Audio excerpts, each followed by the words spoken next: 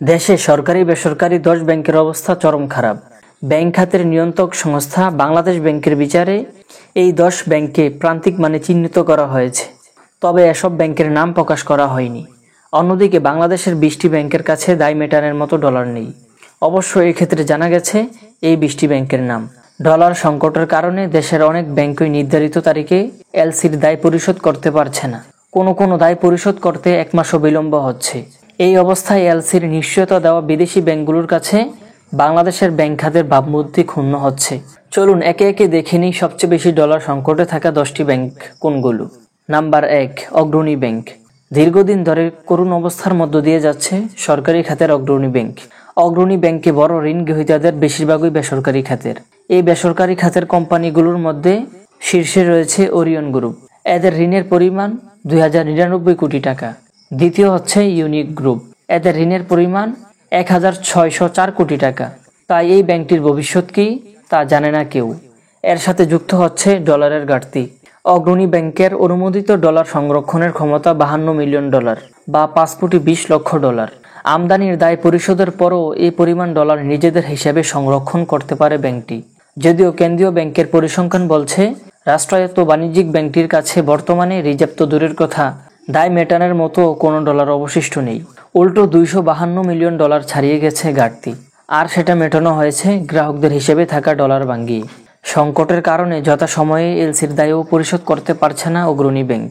এলসির দায়ও বিলম্ব করা ব্যাংকটির নিয়মিত ঘটনা হয়ে দাঁড়িয়েছে। নম্বর 2, Exim bank. Export input bank of Bangladesh limited, যা এক্সিম নামে পরিচিত, বাংলাদেশের একটি অন্যতম বেসরকারি বাণিজ্যিক ব্যাংক। বাণিজ্যিক ব্যাংক হিসেবে বাংলাদেশের ব্যাংকের সকল নিয়মকানুন মেনে 1999 সালের 3 আগস্ট যাত্রা শুরু করে এক্সিম ব্যাংক। বেসরকারি খাতের এক্সিম ব্যাংকের পরিস্থিতিও প্রায় একই। ইসলামী ধারার ব্যাংকটির ডলার ধারণ ক্ষমতা 53 মিলিয়ন হলেও এই মুহূর্তে উদ্বেগ কোনো ডলার নেই। উল্টো $88 মিলিয়ন ক্ষতিতে রয়েছে। আমদানির দায় পরিশোধ করতে গিয়ে ঘাটতিতে পড়েছে ব্যাংকটি। রেমিটেন্স ও রপ্তানির আয় থেকে সংরক্ষিত ডলার দিয়েও নিজেদের আমদানি দায় ও গ্রাহকদের বিদেশি ঋণ পরিশোধ করতে পারছে না এক্সিম ব্যাংক। এই কারণে আমদানির নতুন এলসি খোলা প্রায় বন্ধ করে দিয়েছে ব্যাংকটি। নম্বর 3, ঢাকা ব্যাংক। একজাক প্রতিষ্ঠিতশীল উদ্যোক্তাদের হাত ধরে 1995 সালের 5 জুলাই ঢাকা ব্যাংক লিমিটেডের যাত্রা শুরু হয়। 10 কোটি টাকা পরিশোধিত মূলধন নিয়ে ঢাকা ব্যাংক যাত্রা শুরু করেছিল। বর্তমানে এই মূলধন বেড়ে 895 কোটি টাকায় উন্নীত হয়েছে। ব্যাংকটির কাছে রক্ষিত আছে গ্রাহকদের 20,000 কোটি টাকার আমানত। এর মধ্যে প্রায় 19,500 কোটি টাকা ঋণ হিসেবে বিতরণ করা হয়েছে। সব মিলিয়ে ঢাকা ব্যাংকে এখন 30,000 কোটি টাকার প্রতিষ্ঠিত হওয়া সত্ত্বেও ডলারের অভাবে ভুগছে। নাম্বার 4, শাহজালাল ইসলামী ব্যাংক। বহুল আলোচিত হলমার্ক ঋণ কেলেঙ্কারির ঘটনায় নন ফান্ডের ঋণে কারসাজির অভিযোগে বেসরকারি শাহজালাল ইসলামী ব্যাংক লিমিটেডের 19 কর্মকর্তাকে জিজ্ঞাসাবাদের জন্য এর আগে নোটিশ দিয়েছিল দুর্নীতি দমন কমিশন। দুদক জানায় হলমার্ক সহ TN brothers, TN sports, dragon group, নকশিলিফ, খানজাহান আলী সহ কয়েকটি প্রতিষ্ঠানকে ঋণ পেতে সহায়তা করে শাহজালাল ইসলামী ব্যাংক। পূর্বের ভালো নয় ব্যাংকটি। তাছাড়া তাদের বর্তমান ডলার পরিস্থিতিও নাজুক। এই মুহূর্তে ব্যাংকটির উদ্ভূত কোনো ডলার নেই। উল্টো $64 মিলিয়ন ঘাটতিতে রয়েছে। সম্প্রতি শাহজালাল ইসলামী ব্যাংকের শীর্ষ নির্বাহী হিসেবে দায়িত্ব নিয়েছেন মসলেউদ্দিন আহমেদ। তিনি বলেন, ব্যাংকটির নেট এক্সচেঞ্জ পজিশনে ডলার ঘাটতি কমাতে রেমিটেন্স বাড়ানোর উদ্যোগ নিয়েছি। এরই মধ্যে আমাদের ঘাটতি কিছুটা কমতে শুরু করেছে। শুধু আমরা নই, দেশের প্রায় সব ব্যাংকই ডলার সংকটে আছে। 5 নম্বর অবস্থানে রয়েছে ইউসিবি ব্যাংক, যা ইউনাইটেড কমার্শিয়াল ব্যাংক নামে পরিচিত।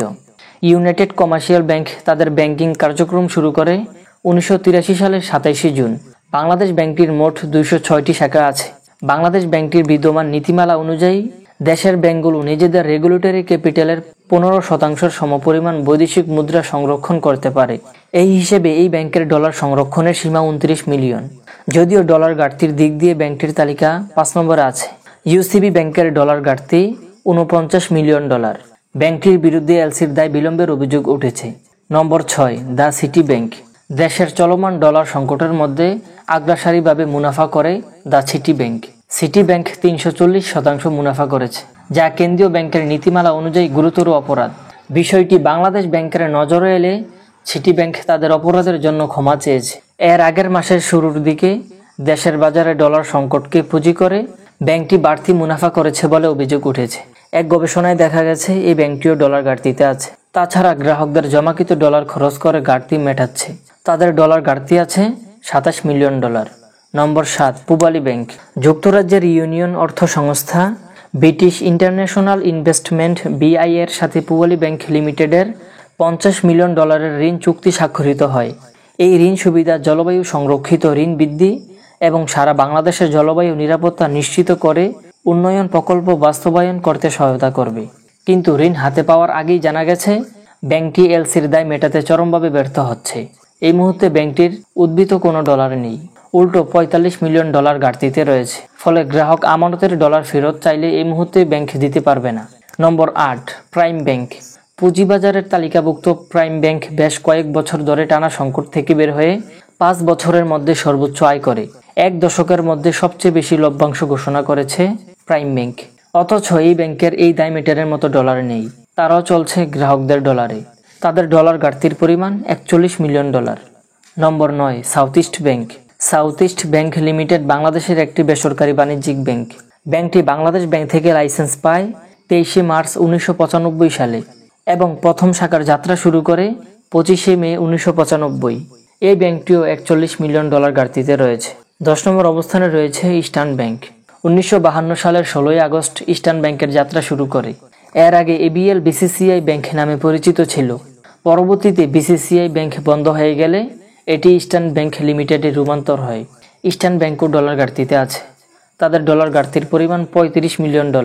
এছাড়াও mercantile bank 34, one bank 32, standard bank 27, national bank 24 এবং bank Asia 14, standard chartered bank $11 million ঘাটতিতে রয়েছে। 8 মিলিয়ন করে ঘাটতিতে রয়েছে ট্রাস্ট, ব্র্যাক ও NCC ব্যাংক। বিদেশি খাতের কমার্শিয়াল ব্যাংকও $4 মিলিয়ন ঘাটতিতে রয়েছে। এই ব্যাংকগুলোর মতো আরও কিছু ব্যাংক ডলারের ঘাটতিতে রয়েছে। তো আমরা যারা ব্যাংকে টাকা রাখি আমাদের একটু সচেতন হওয়া উচিত এবং ব্যাংকিং বিষয়ে একটু জানা উচিত। সেজন্য আজকে আমরা আপনাদেরকে এমন কয়েকটি বই পড়তে বলবো যেগুলো পড়লে আপনারা ব্যাংকিং বিষয়ে অনেক কিছু জানতে পারবেন। এই বইগুলোর লিংক ডেসক্রিপশন বক্স এবং প্রথম পিন কমেন্টে দিয়ে দিব।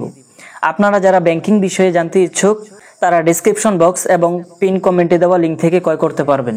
সুপ্রিয় দর্শক, ব্যাংকগুলো যেভাবে তাদের ক্যাপাসিটির বাইরে গিয়ে ডলার খরচ করছে তাতে অর্থনীতিবিদরা মনে করেছে ভবিষ্যতে বাংলাদেশের ব্যাংকিং খাতে বড় ধরনের ধস নামতে পারে। এই অবস্থা রুখতে ব্যাংকগুলোর বিরুদ্ধে কি সরকারের ব্যবস্থা নেওয়া উচিত? অবশ্যই কমেন্ট বক্সে হা বা না লিখে জানিয়ে দিবেন আপনার মতামত।